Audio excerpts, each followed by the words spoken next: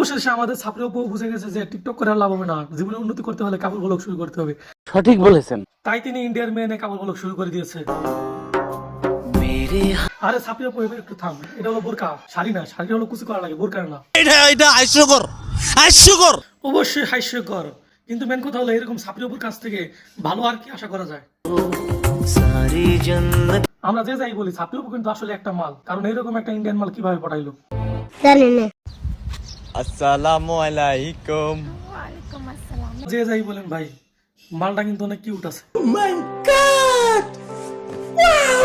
অন্য একটা ভিডিওতে অপু ক্লিয়ার করেছে যে মেয়েটা উপর কি হয়, চলুন তার মুখ থেকে শুনে আসি। হয়তো গার্লফ্রেন্ড বয়ফ্রেন্ড ভাবতে পারেন, ও আমার শুধুই ফ্রেন্ড।